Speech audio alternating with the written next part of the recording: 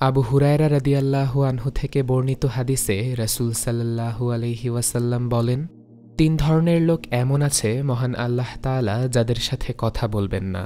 কিয়ামতের দিন তাদের দিকে আল্লাহ তাআলা রহমতের দৃষ্টিতে তাকাবেন না, এমনকি তাদেরকে পবিত্রও করবেন না, বরং তাদের জন্য রয়েছে কঠিন শাস্তি। আবু হুরায়রা রাদিয়াল্লাহু আনহু বলেন, আমি বললাম, হে আল্লাহর রাসূল, তারা কারা?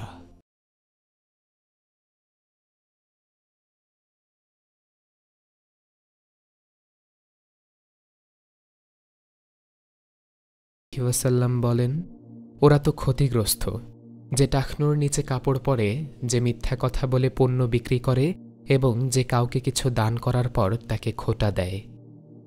এই ৩ ধরনের ব্যক্তি ছাড়াও আল্লাহ তাআলা কিছু মানুষের প্রতি কিয়ামতের দিন রহমতের দৃষ্টিতে তাকাবেন না। এর কারণ তাদের পাপ ও গুনাহ। তারা আলাদা আলাদা ক্ষেত্রে আল্লাহর দেওয়া সীমা লঙ্ঘন করেছে। যারা পোশাক পরে অহংকার করে। আব্দুল্লাহ ইবনে উমার রাদিয়াল্লাহু আনহু থেকে বর্ণিত, রাসূল সাল্লাল্লাহু আলাইহি ওয়াসাল্লাম বলেছেন, মহান আল্লাহ তাআলা কিয়ামতের দিন ওই ব্যক্তির দিকে রহমতের দৃষ্টিতে তাকাবেন না যে অহংকারবশত পোশাক প্রলম্বিত ও প্রদর্শিত করে। রুকু সিজদার মাঝে যে ব্যক্তি সোজা হয়ে দাঁড়ায় না। তলাক বিন আলী রাদিয়াল্লাহু আনহু থেকে বর্ণিত, রাসূলুল্লাহ সাল্লাল্লাহু আলাইহি ওয়াসাল্লাম বলেছেন, মহান আল্লাহ কিয়ামতের দিন ওই নামাজের দিকে রহমতের দৃষ্টিতে তাকাবেন না যে রুকু ও সিজদার মাঝখানে সোজা হয়ে দাঁড়ায় না। অহংকারী দরিদ্র, বৃদ্ধ ব্যভিচারী ও মিথ্যাবাদী শাসক। আবু হুরায়রা রাদিয়াল্লাহু আনহু থেকে বর্ণিত হাদিসে নবী করিম সাল্লাল্লাহু আলাইহি ওয়াসাল্লাম বলেছেন, আল্লাহ তাআলা কিয়ামতের দিন ৩ শ্রেণীর লোকের সঙ্গে কথা বলবেন না, তাদেরকে পবিত্র করবেন না এবং তাদের দিকে রহমতের দৃষ্টিতে তাকাবেন না। তাদের জন্য রয়েছে বেদনাদায়ক শাস্তি। তারা হল বৃদ্ধ ব্যভিচারী, মিথ্যাবাদী শাসক ও অহংকারী দরিদ্র। মাতাপিতার অবাধ্য, নারী হয়ে পুরুষের সাদৃশ্য অবলম্বনকারী এবং দায়ুস।